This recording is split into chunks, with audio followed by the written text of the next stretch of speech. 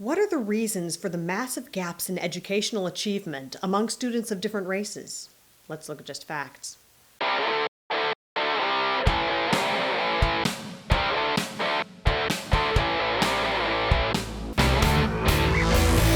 Across a broad range of measures, the average educational outcomes of Black and Hispanic students are far below that of whites and Asians.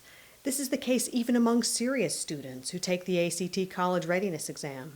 In 2019, the following portions of high school seniors who took the ACT exam met its college readiness benchmarks in at least 3 of the 4 subjects it covers: 62% of Asians, 47% of whites, 23% of Hispanics, and 11% of African Americans.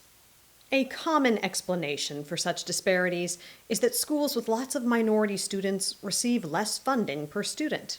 This allegation has been made by U.S. Senator Elizabeth Warren, the New York Times, the Associated Press, Education Week, NPR, and Senator Bernie Sanders.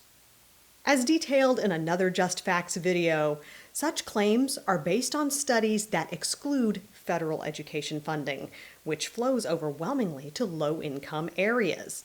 Yet the authors of these studies bury that fact, thus misleading people who don't carefully read them and giving cover to those who deliberately misrepresent them.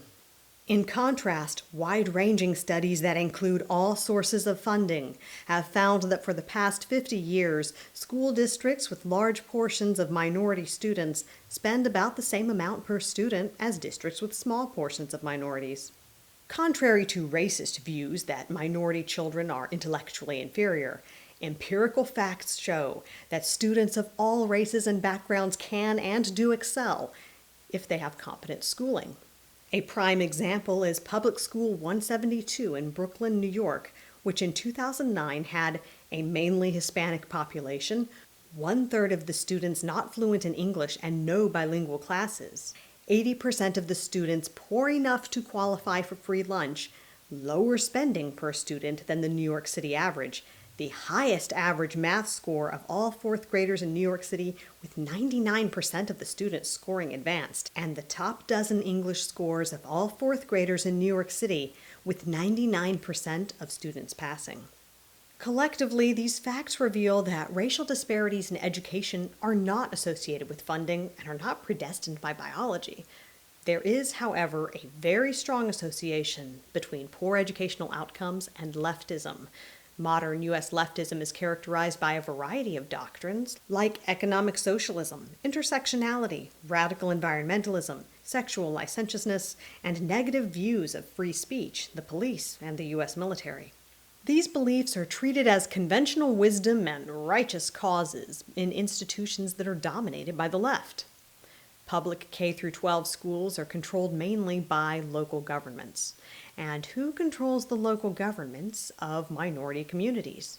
For decades, it's been the Democratic Party, which openly embraces the core tenets of leftism. Although white voters favor Republicans over Democrats by an average margin of 1.2 to 1, Hispanic voters favor Democrats over Republicans by 2.2 to 1, and Black voters favor Democrats over Republicans by a staggering margin of 9.2 to 1. This concentration of political power gives leftism vast sway over schools attended by Black children, and such policies may contribute to poor educational outcomes. These include, but are not limited to, less time being devoted to teaching practical skills because curriculums are packed with progressive priorities like critical race theory, social justice, environmentalism, and sexual instruction. Instilling a victim mentality in students, which is a defining element of intersectionality and is associated with weak self-control and less ability to persist in challenging tasks. Lacks disciplinary standards that allow unruly students to disrupt the learning of the entire classroom. And placing the demands of teachers' unions, which are a major source of funding to Democrats, over the desires of parents and the welfare of students. Another remarkable association that supports the theory that leftism harms students of color is that their educational outcomes are much worse in progressive cities than conservative ones. This fact, comes from a 2020 study by the education nonprofit Brightbeam, where Barack Obama's former Secretary of Education, Arne Duncan, sits on the board. The authors of this study examined racial education disparities in the 12 most progressive and 12 most conservative U.S. cities, and found these stunning results. Overall, students in progressive and conservative cities have roughly the same proficiency rates, but students in America's most progressive cities face greater racial inequity in achievement and graduation rates than students living in the nation's most conservative cities. We tried to explain it away, but we couldn't. There are many factors that contribute to student success, and while we could not control for all of them, we did our best to consider the best explanations, including city size, racial demographics, spending, poverty, or income inequality.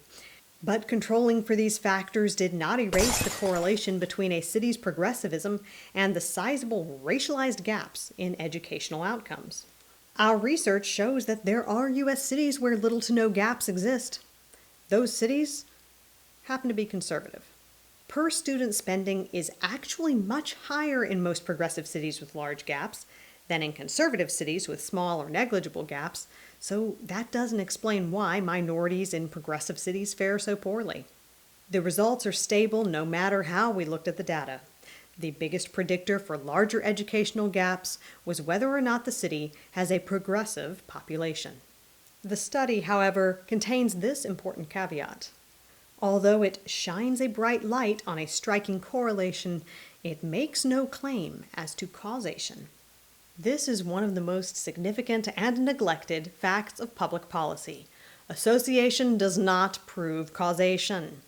This is commonly taught in high school math, but routinely ignored by PhD scholars, journalists, and commentators.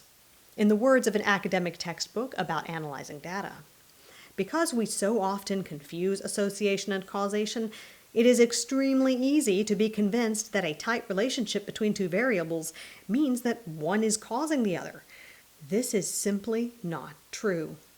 The reason why it isn't true is because other factors, or reverse causation, may be at play. For example, violence and poverty are often associated with each other. But does poverty cause violence, or does violence cause poverty? Do they feed upon each other in a vicious cycle? Or are they both caused by another factor or combination of factors? Without a tightly controlled experiment, the answers to such questions are often difficult or impossible to determine with certainty. A failure to understand or reveal this is a common feature of junk science and political propaganda. Nevertheless, comprehensive facts do show that racial differences in educational outcomes are not associated with genetics, a common claim of racists, nor are they associated with school funding disparities, a common claim of progressives. These educational gaps are, however, strongly associated with leftism, a philosophy that instills victim mentalities, embraces lax disciplinary standards, and prioritizes teachers' unions, social justice, critical race theory, environmentalism, and sexual instruction over core academic skills that are essential to learning. I'm Amanda Reed Sheik, here with Just Facts.